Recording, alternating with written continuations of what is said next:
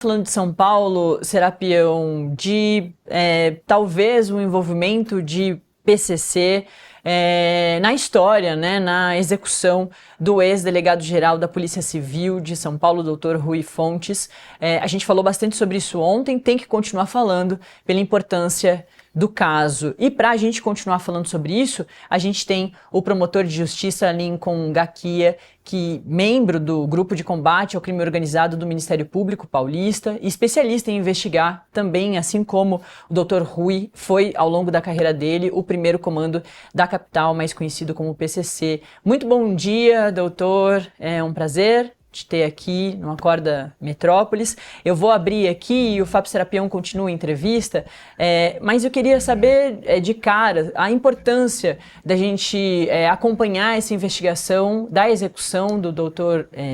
Rui e o que isso muda, né? O que isso traz de alerta para o reforço na segurança dessas pessoas importantes para o combate ao crime organizado.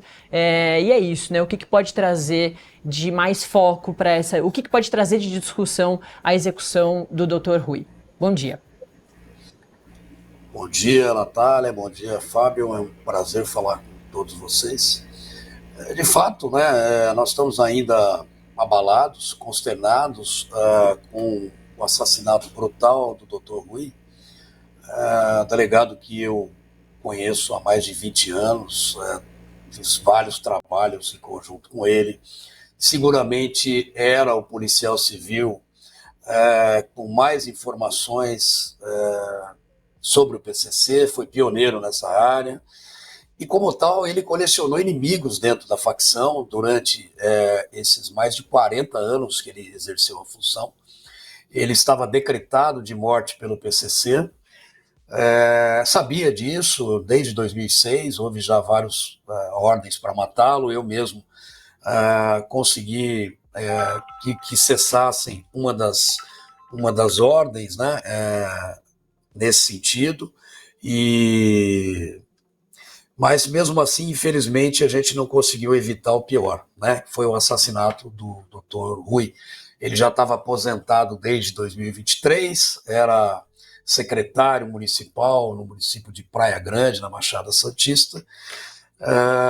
As investigações ainda não comprovaram que isso foi uma obra a mando do PCC, mas há indícios, né, bastante fortes de que tenha participação, sim, do PCC nesse assassinato. Então, isso revela um duro golpe contra o Estado, não só o Estado de São Paulo, né, mas o Estado brasileiro, porque um ícone, uma das maiores autoridades no assunto foi assassinada. Isso é um recado muito claro, né, de que o crime organizado pode atingir, pode constranger os seus principais combatentes, né, investigadores. Então isso é muito grave, a gente não tem nenhuma legislação no país que dê guarida a casos como o do Dr. Rui, o meu, inclusive, que também estou nessa situação já há quase 20 anos, não é?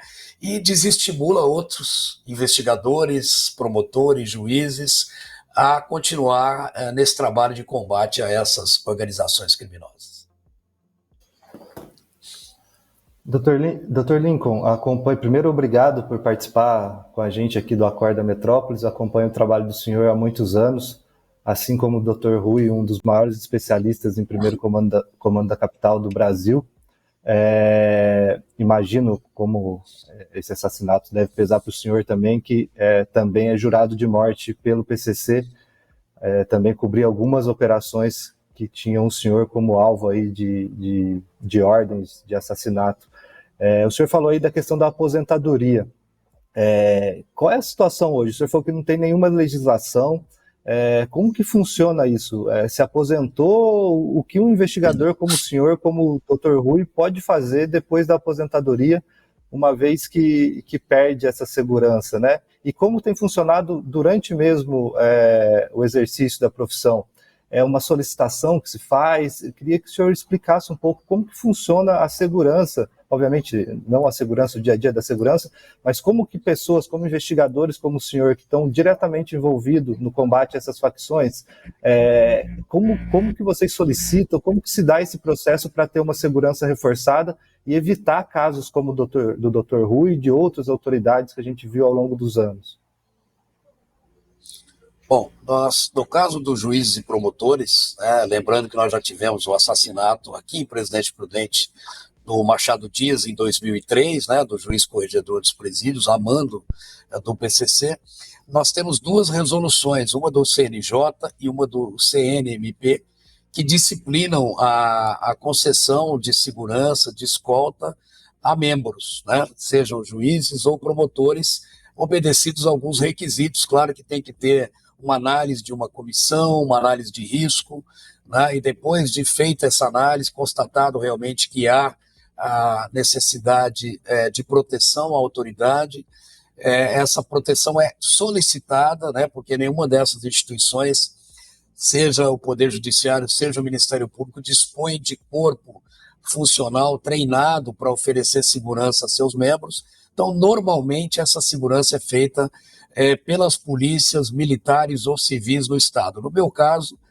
já há 20 anos é feita pela Polícia Militar do Estado de São Paulo, mas sempre com essa solicitação formal, através, com base legal, apenas numa resolução, há um pedido do Procurador-Geral ao governador ou ao secretário de Segurança, e ele concede essa escolta, que ela é reavaliada ano a ano, a necessidade de se extinguir ou mesmo de se manter ou aumentar a escolta. No caso da polícia, isso é feito raramente, eu conheço poucos casos de policiais que dispõem de escolta ou de proteção, é feito administrativamente, sempre que um delegado ou um oficial ou mesmo um policial da ponta se encontra em risco, ou ele é afastado, às vezes, daquela região do trabalho, ou ele é colocado de licença ou sob proteção, mas isso sempre de forma administrativa. Não há qualquer legislação nesse país que dê algum tipo de proteção para esses profissionais. E no caso do senhor, quando se aposentar, doutor, o que fazer numa situação como essa, dado aí o histórico? O senhor já está há muito tempo trabalhando, creio que a aposentadoria não demora muito. O que fazer numa situação como essa? Veja, é difícil, Por isso que a morte do Rui, além de ser uma pessoa do meu contato pessoal, do meu círculo de amizades, e me remete a um futuro próximo, Eu também estou na última quadra da minha vida profissional. No ano que vem, eu completo a idade mínima, porque o tempo de trabalho eu já tenho de sobra, para poder me aposentar. Mas aí vem o seguinte problema: eu não tenho nenhuma garantia de que eu manterei qualquer tipo de proteção após a aposentadoria. E o próprio Rui havia dado uma entrevista pouco tempo antes de morrer, e ficou bem claro, ele estava bastante angustiado, o tom da entrevista, dizendo que ele estava sozinho, que quando ele estava na ativa, ele tinha toda uma estrutura profissional, de policiais no entorno dele, e ele, na aposentadoria, estava absolutamente sozinho. E por uma coincidência, eu dei uma entrevista aí há 2 semanas atrás, e o doutor Odilon, aquele juiz do Mato Grosso, juiz federal que está aposentado, me mandou mensagem, inclusive, falou: Lincoln, não se engane, porque o Odilon também está sem escolta, depois de ter prendido vários narcotraficantes internacionais, sequestrado propriedades, aviões, fazendas, ter morado num fórum, durante boa parte da vida dele. Ele se isolou dentro de um fórum em Campo Grande, e ele está absolutamente sozinho, ele não tem escolta mais, a Polícia Federal já havia cortado há muito tempo a escolta dele, e ele falou: olha, não se engane que você vai ter o mesmo fim do que o meu, você vai acabar abandonado pelo Estado. E eu vi isso retratado pelas palavras do Dr. Rui.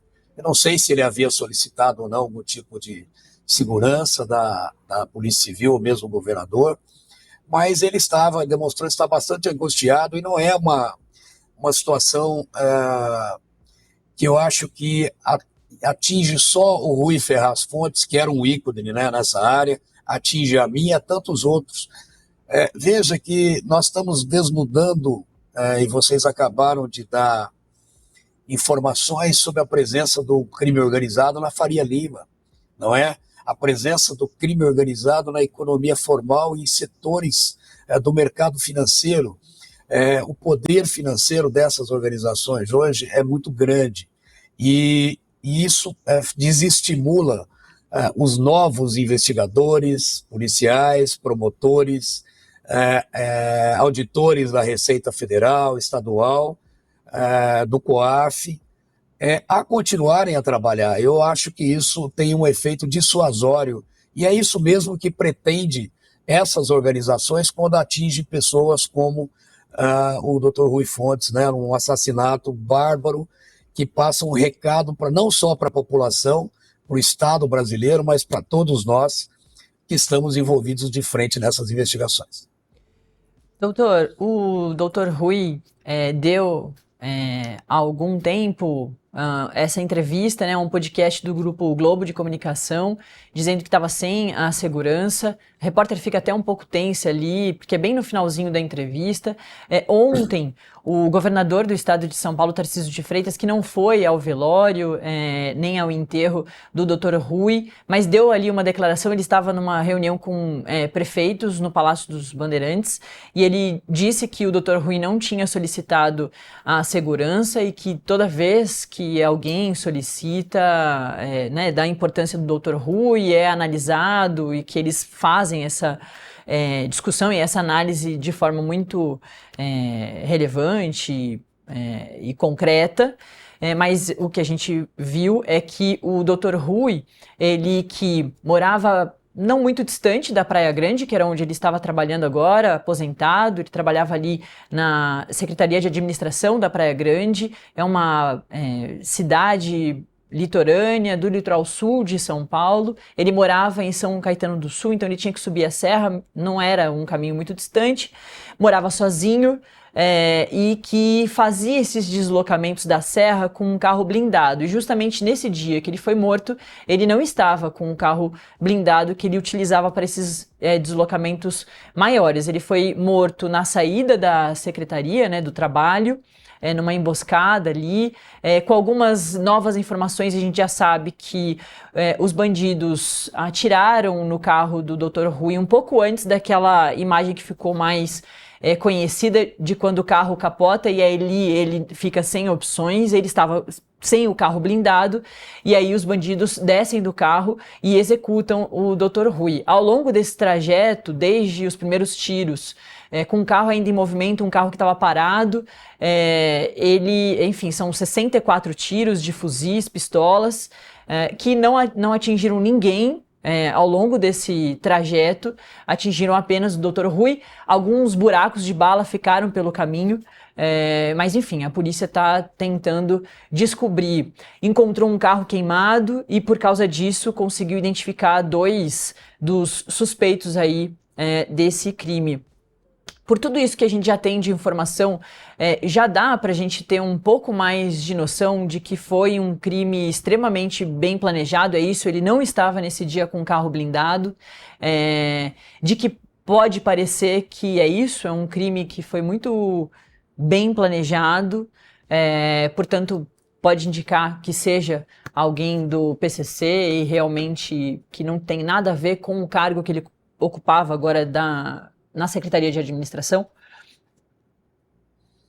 Olha, bom, primeiro a gente tem que esclarecer que nenhuma linha de investigação, ela obviamente está descartada, né? Todas as situações estão sendo analisadas, o Ministério Público está colaborando, está atuando junto com as polícias da Baixada, as forças policiais do Estado. O GAECO da Baixada já foi designado pelo Procurador-Geral, e eu, inclusive, designado para acompanhar junto com os colegas do GAECO essa investigação. Tá? O que a gente pode dizer já de plano, né, inclusive já no momento após o trágico evento, é que foi um crime de encomenda, um crime cometido por profissionais, né, por assassinos profissionais, pessoas que são treinadas, né, que têm treinamento tático militar para esse tipo. A gente verificou bem, inclusive a própria parágrafo, no momentos após o choque. Vejam que o motor desce dentro da SUV, o passageiro imediatamente atrás sai para parar o trânsito ali, evitar que a ação seja interrompida, e o passageiro da frente, junto com o homem de trás, do lado do passageiro, já dão a volta no ônibus para completar a execução, já que eles começaram a atirar no delegado já quando ele cruzou com a SUV ali na saída da prefeitura, ainda na via pública. Foram mais de 63 tiros de fuzil, provavelmente um carro blindado, ainda que ele estivesse utilizando, não suportaria esse tipo de ação, infelizmente, né? A blindagem normal, civil, que é que a gente tem acesso. Esse é um ponto. O segundo ponto é de que, mesmo estando à frente da Secretaria de Administração, e a gente já viu isso em São Paulo, a infiltração do crime organizado, no caso do PCC, empresas de ônibus, disputando licitações, também não é difícil que criminosos ligados ao PCC também estejam tentando ou estejam em algum negócio com as prefeituras da Baixada Santista. A Baixada Santista hoje é, infelizmente, a região do estado com a maior dominação territorial do PCC. Tem alguns pontos da Baixada Santista que são já regiões conflagradas, né, em que a polícia tem dificuldade para entrar, é recebida a tiros. Então, inclusive, um trabalho aí precisa ser feito com mais atenção na Baixada Santista. É bem possível, sim, há indícios de que tenha envolvimento do PCC, pelo menos na execução. Né? Isso eu já posso garantir. Agora, não há fácil de ter empresários, de ter outros criminosos ligados à atividade do delegado, né, que possam ter encomendado essa morte. Mas tudo isso será esclarecido aí num espaço de tempo, se Deus quiser, muito curto. Peão. Dr. Lincoln, a história do próprio Dr. Rui, a história do senhor aí se confunde também com a própria história do PCC, né? O Dr. Rui e o senhor investigam essa facção desde o início. Eu, pelo menos, desde quando comecei no jornalismo, os dois já estavam atuando. O que aconteceu com essa facção para ela chegar a esse tamanho e a essa ousadia de matar uma pessoa dentro de um aeroporto internacional, de se infiltrar em licitações do poder público, em matar um agente público como o Dr. Rui, um ex-delegado-geral da Polícia Federal? O que aconteceu? Qual foi o que o Estado não fez, ou o que o Estado fez de forma errada, que possibilitou que o PCC chegasse nesse tamanho e se dispusesse a cometer esse tipo de crime, esses tipos de crime, né? Se infiltrar em Faria Lima, se infiltrar no poder público e matar uma autoridade pública do porte do Dr. Rui? Olha, o primeiro ponto, Fábio, é a ausência do Estado, né? Começando pelo Estado de São Paulo e depois a gente avança para o Estado brasileiro. São Paulo foi o responsável, sem dúvida nenhuma, por ter propiciado a criação e o crescimento do PCC. Em 2006, eu ouvia em Brasília, de autoridades importantes da Polícia Federal, 2005, 2006, que o PCC era um problema do Estado de São Paulo, né? Não era um problema nacional. E o Estado de São Paulo, por vezes também, Fábio, acho que você já cobriu isso, ele tinha uma atitude de negação à existência do fenômeno, ou então de tentar minorar o tamanho do problema. Olha, não o PCC, na verdade, é a criação da imprensa. Houve um secretário de administração penitenciária, inclusive oriundo do Ministério Público de São Paulo, que disse isso publicamente, que era uma criação da imprensa. Tivemos outros profissionais da área que, depois de uma operação, disseram que tinham quebrado todos os dentes do PCC, que não existia mais, importantes, né, figuras da segurança pública. Houve uma total negação do Estado, que chegou ao conhecimento de todos em 2001, com a mega rebelião. Aí sim, a imprensa toda nacional tomou conhecimento da existência, de fato, do PCC e do seu poder, mas nós não fizemos a lição de casa, porque de 2001 a 2006 foram 5 anos. E em 2006 nós fomos atacados pelo PCC, com ataques de natureza terrorista. A capital de São Paulo foi paralisada, o Estado praticamente foi paralisado, as repartições públicas foram evacuadas,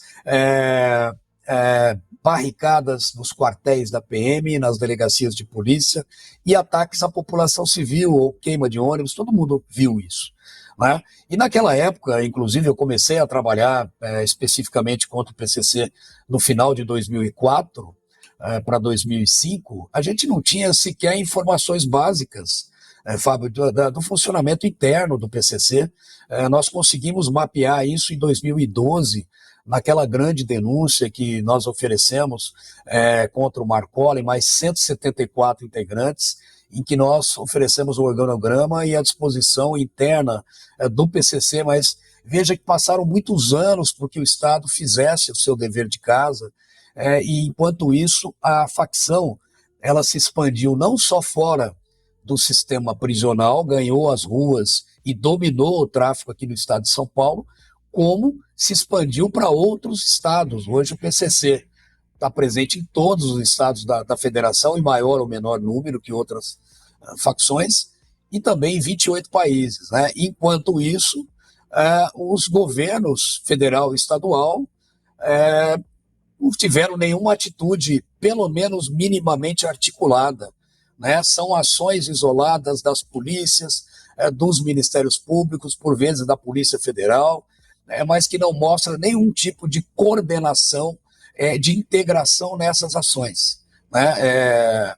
A Operação o Carbono Oculto, a Operação Fim de Linha, a Operação Sharks e outras que nós tivemos oportunidade de participar, mostram que só se pode combater esse fenômeno hoje agindo de maneira integrada com outras instituições, né, em trabalho multiagências, com várias instituições ao mesmo tempo.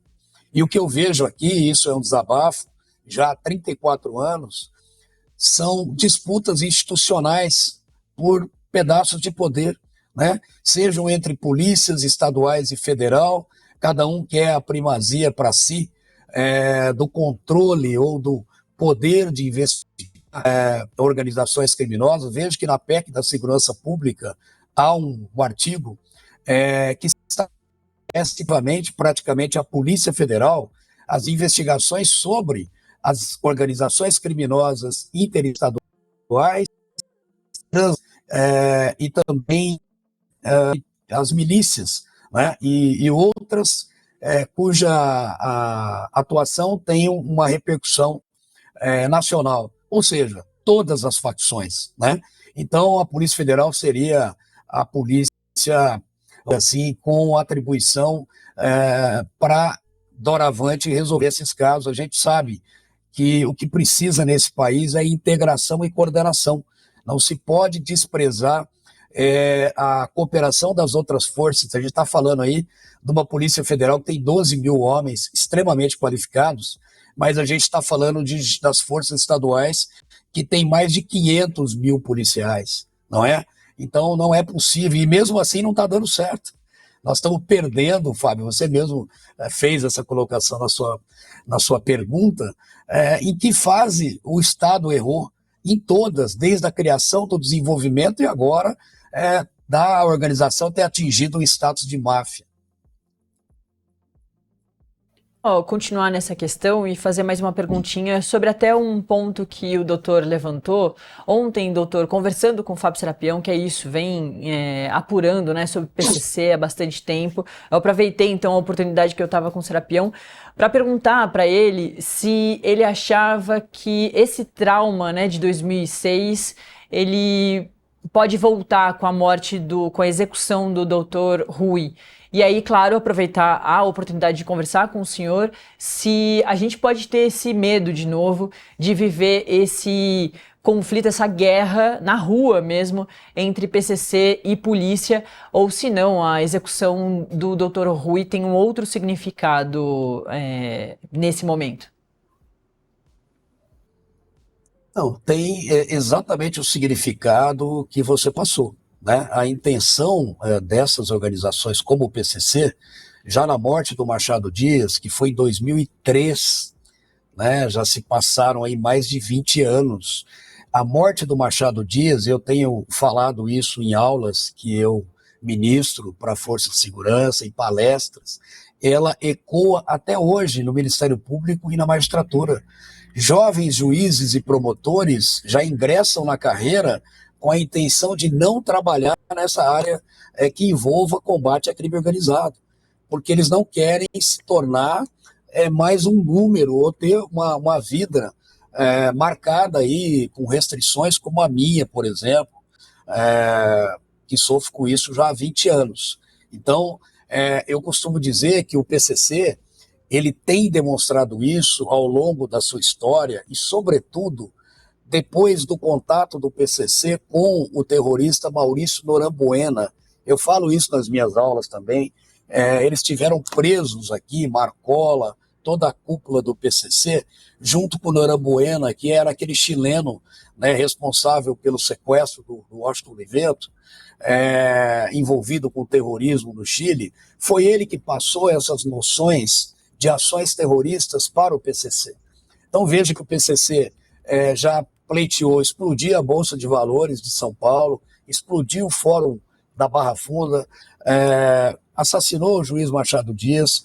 Com o assassinato, os ataques de 2006 paralisaram as ações de segurança do Estado de São Paulo nessa área de enfrentamento a facções, porque sempre havia um receio do governo implícito de combater de frente essas organizações e ter um novo maio de 2006, porque isso implica em perda política, eventualmente em perda de eleição e em perda de cargo para aqueles que estão em posto de comando, né?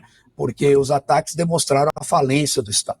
Então, por isso, esses criminosos nunca foram removidos para o sistema penitenciário federal, deveriam ter sido em 2006, quando o sistema prisional federal foi inaugurado. O Fernandinho Beiramar foi removido para o sistema federal em 2006, foi ele que inaugurou o sistema, e está lá até hoje. São Paulo foi recalcitrante, se negou a mandar lideranças do PCC para o sistema penitenciário federal, justamente, na minha opinião pessoal, porque queria correr o risco de ter uma retaliação como em maio de 2006. E isso custou muito caro, porque se reuniu todos esses criminosos numa penitenciária comum em Presidente Venceslau II durante mais de 20 anos, né, e propiciou durante 20 anos, propiciou que esses criminosos se estruturassem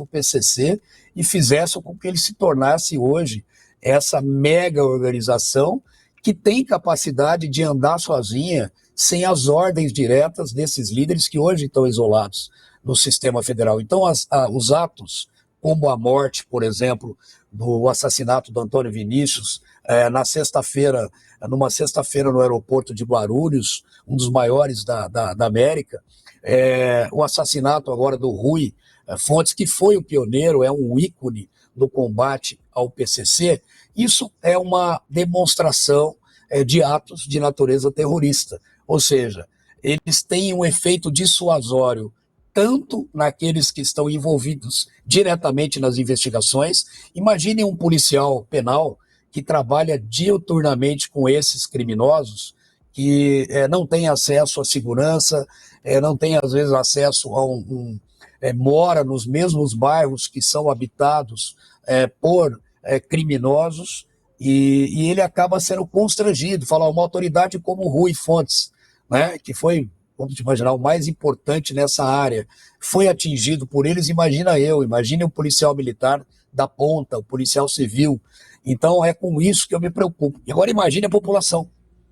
O pior disso é a população ver uma figura do calibre do Dr. Rui Ferraz Fontes sendo assassinado ali da maneira que foi numa via pública. Então isso passa para a população uma sensação de falência total do Estado brasileiro, né, de que o crime organizado está vencendo essa batalha. Essa é a minha sensação. Serapião. Dr. Lincoln, o senhor citou aí a questão da máfia, né? Que o PCC hoje já pode ser considerado uma máfia. O governo federal debateu recentemente, aí, depois recuou, sobre a criação de uma agência antimáfia.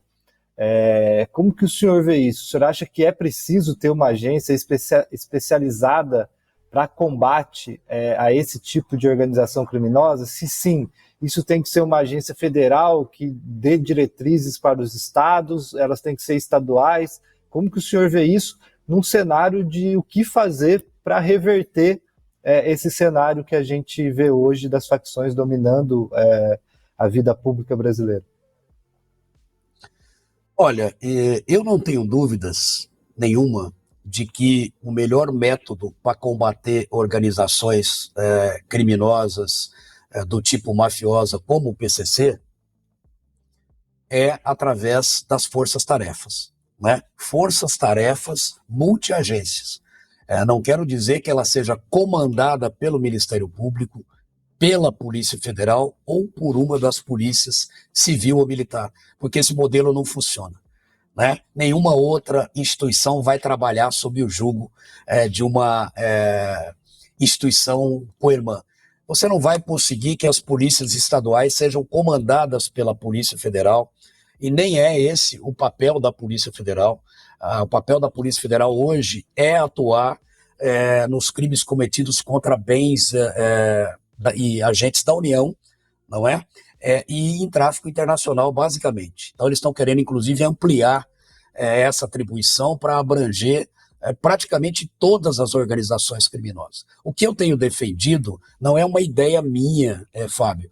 Na verdade, isso surgiu do grupo de trabalho do qual eu fiz parte, que culminou com a elaboração de um anteprojeto de lei, um grupo de trabalho montado pelo Ministério da Justiça, com a participação, além de técnicos do Ministério da Justiça, da Senasp, da própria participação da Polícia Federal, tem delegados representando a Polícia Federal, a Polícia Rodoviária Federal, as polícias estaduais, militares e civis.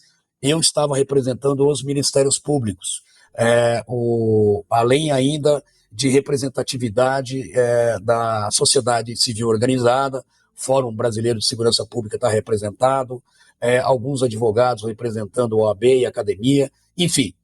Foi elaborado um anteprojeto de lei a pedido do ministro da Justiça. Nesse anteprojeto, nós debatemos a necessidade da criação de uma agência nacional contra organizações criminosas qualificadas, como quer o Ministério da Justiça, ou, na minha concepção, uma agência nacional de combate às máfias, né? Porque é disso que nós estamos tratando. Qual a ideia, Fábio? Na verdade, seria um órgão, claro, um órgão federal que pudesse coordenar esses esforços, centralizar esses esforços, e dele fariam parte a Polícia Federal, a PRF, o Banco Central, através da COAF, a Receita Federal, os Ministérios Públicos Federal e Estaduais e as polícias estaduais, não é? Então, seria uma agência nos moldes de que já existe na Itália, por exemplo. Na Itália, nós temos as DNA e as DIA, né, que são agências formadas justamente para centralizar esses esforços. Vejam que na Operação Carbono Oculto, nós tivemos 3 operações no mesmo dia, foi um sucesso, mas são 2 operações que eram da Polícia Federal e mais uma que era do Ministério Público com a Receita Federal e também com a participação da Polícia Federal. Você não imagina, Fábio, o esforço que é, esforço humano, né, o esforço de reunir essas instituições para atuar numa mesma investigação, formada por agentes com com formação profissional diferentes, a própria formação institucional diferentes e com interesses diferentes. Então a gente precisa de ter, assim como existe na Itália, existe no Reino Unido, existe na França, nos Estados Unidos, uma agência que possa coordenar, né, uma agência que tenha uma autoridade central, assim como o presidente do Banco Central, por exemplo, vou exemplificar, seja nomeada pelo presidente da República, que seja sabatinado pelo Senado e que tenha mandato não coincidente com o mandato da presidente, né, para que ele possa ter autonomia e independência e ficar livre de pressão política. E veja, essa agência não é a criação de uma nova polícia, né? O que vai se fazer é apenas a criação de um órgão que, nesse caso de combate às máfias, ele vai centralizar as políticas públicas, as informações de inteligência, juntando todas essas polícias, né? Todas elas vão ceder os seus agentes para trabalhar em conjunto sobre a coordenação da agência.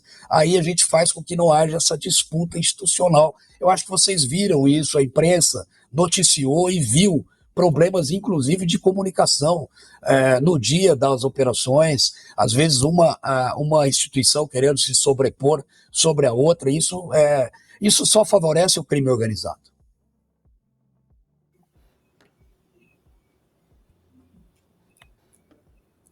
Quer seguir, Serapião? Opa, posso seguir.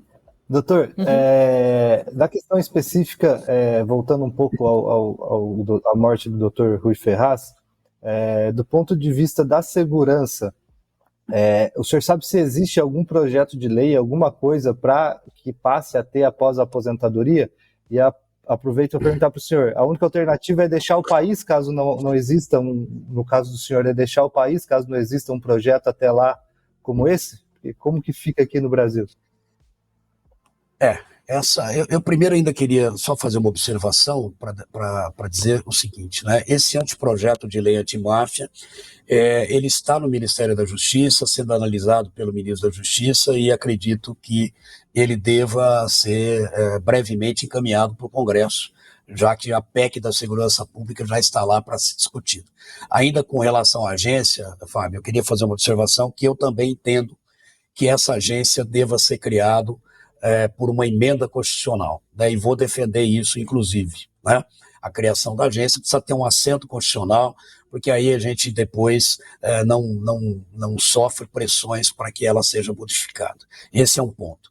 No projeto de lei antimáfia, nós colocamos lá um capítulo de proteção aos policiais, autoridades, testemunhas e vítimas.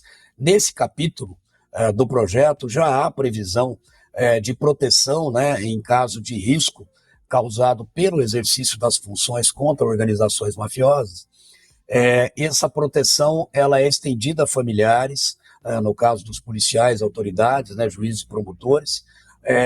Ela prevê, inclusive, a mudança de estado, o policial pode ser lotado ou a autoridade em outro estado, e quando necessário, além da escolta, evidentemente, né, e quando necessário, até a mudança de país. Esse é um ponto, né, que está previsto no projeto de lei, que eu acho muito importante. Também está previsto, e o que é bastante fundamental, essa proteção ela se estende após a aposentadoria.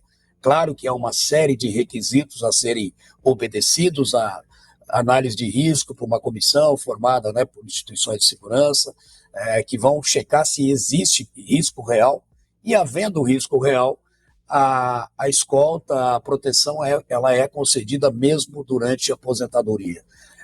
Se isso não for possível, né, se nenhum esforço legislativo for feito, pessoas como eu, por exemplo, não vão ter outra opção a não ser pedir asilo no exterior, né, um asilo político, porque é disso que se trata. Não vou pedir um visto de turista.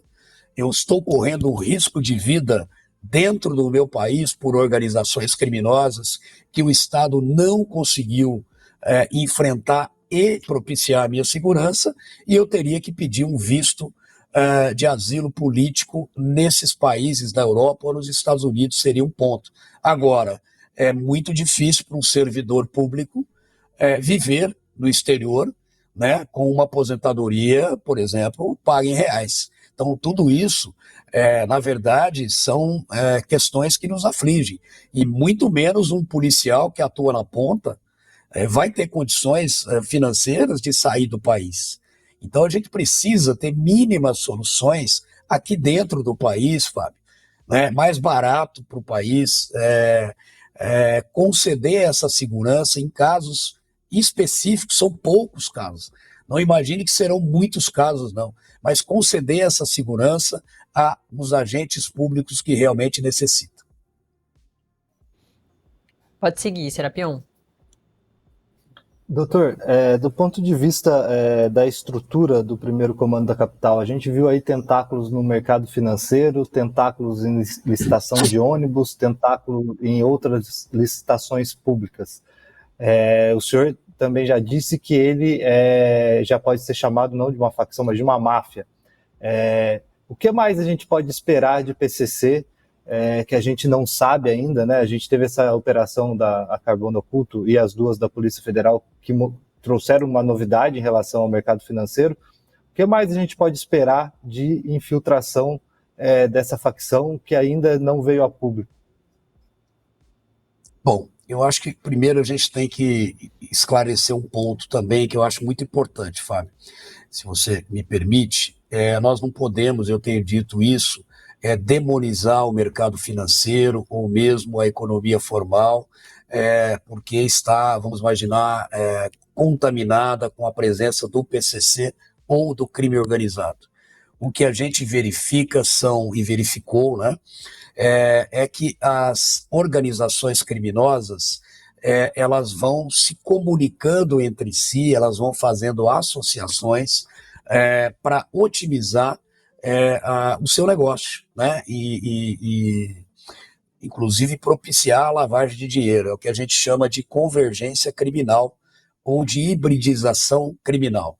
No caso da Operação Carbono Oculto, ficou bem claro, né, essa hibridização criminal, que é a presença do PCC em algum ramo de negócio ligado aos combustíveis, associado com empresários desse ramo, que não necessariamente fazem parte do PCC, mas que se associaram ao PCC para obter algum tipo de ganho ou benefício. E isso se estendeu também para o mercado financeiro através das fintechs, no primeiro momento, e através das FIPs, né, dos fundos de investimento privado, num segundo momento. Eu, há 3 anos, venho falando que o PCC está lavando dinheiro através de fintechs e FIPs. Né? Por quê? Não é porque lá existem criminosos do PCC infiltrados nesse ramo. Na verdade, é porque era um ramo e ainda é um ramo do mercado, e vocês me parece que estão desnudando isso com essa matéria sobre os fundos de investimento, que é um mercado com deficiência de regulamentação e de fiscalização. Então, havia ali como se fosse um buraco negro, né? Um espaço em que o Banco Central não fiscalizava, a Receita não fiscalizava, o COAF não fiscalizava, e isso deu ensejo para a infiltração de criminosos de toda a espécie, fraudadores do fisco, né, empresários que querem esconder também uma espécie de caixa 2, que procurassem essas instituições e esses fundos, porque eles tinham garantia de anonimato. Né? E é claro que o PCC e outras organizações criminosas também acabaram percebendo esse movimento, falaram, olha, vamos também aplicar aqui uma parte do nosso dinheiro também nesse ramo de negócio, porque não existe fiscalização. O importante da operação, e eu tenho falado isso em todas as operações que nós temos feito ultimamente no Ministério Público, tendentes à asfixia financeira do PCC, não é só o processo crime, a pena que esses criminosos receberão, porque alguns deles, como é o caso do Marcola, já tem mais de 300 anos de cadeia para cumprir. O que a gente precisa é mudar o modelo de negócio, mudar a governança pública, tornar esse negócio menos atrativo para esses investidores criminosos, né, que não são só do PCC. Como é que a gente faz isso? Né? Com a regulamentação do setor, que pode não interessar por uma banda podre, né, dessas empresas, desses fundos, né, mas que interessa ao mercado financeiro, sim, e interessa à economia formal, a regulamentação do setor e a fiscalização adequada do setor. Né? Eu acredito que com essas últimas operações da Polícia Federal, do Ministério Público, nós jogamos luz sobre o problema. A imprensa agora está também fazendo o seu papel, que de um jornalismo investigativo e elucidativo, não só para a população, mas para as autoridades públicas e principalmente para o Congresso, né? Para que se verifique quais são as brechas legais, quais são os caminhos que não setor melhorar. Então, como eu disse, para além do processo criminal, o que a gente quer é uma ação disruptiva, uma ação que possa mudar a governança pública e a governança privada nesse negócio. Você pode ter certeza, Fábio, que as empresas, principalmente do mercado financeiro, já estão procurando assessorias especializadas em compliance criminal para melhorar o seu compliance. Os grandes bancos, as fintechs sérias e os fundos também vão ter que melhorar o seu compliance para evitar de serem capturados ou de terem investimentos lícitos misturado com o capital do crime organizado. Doutor, queria, antes de encerrar com o senhor, trazer atualizações aqui sobre o caso do Dr. Rui, né, sobre a investigação, porque a gente tem uma nota da Secretaria de Segurança Pública lá do estado de São Paulo, que diz o seguinte, abre aspas, as forças de segurança seguem mobilizadas para identificar e prender todos os envolvidos no crime. A polícia cumpriu 8 mandados de busca e apreensão em endereços da capital e Grande São Paulo. 2 envolvidos já foram identificados e a mãe de um deles prestou depoimento. Detalhes sobre as ações policiais serão preservados para não comprometer as investigações, fecha aspas. Então aqui a SSP atualizando a Secretaria de Segurança Pública, dizendo que 8 mandados de busca e apreensão foram feitos em endereços na capital de São Paulo, na Grande São Paulo. 2 envolvidos foram identificados, a mãe de um deles prestou depoimento e todos os outros detalhes vão ser preservados por enquanto, já que as investigações estão em curso. Eu agradeço, portanto, a presença aqui virtual do Dr. Lincoln Gakia, membro do GAECO, com um vasto conhecimento sobre o primeiro comando da capital, o PCC, que trouxe também diversas análises sobre o PCC, sobre o caso do Dr. Rui. Agradecer também ao meu colega Fábio Serapião, que conseguiu fazer essa ponte. A redação de São Paulo, Fábio Leite, enfim, foi um prazer te ter aqui, doutor, e tomara que a gente volte a conversar em situações melhores. Obrigada, viu? Vocês, Natália e Fábio, e um bom dia a todos. Valeu. Fábio Serapião, continuo contigo.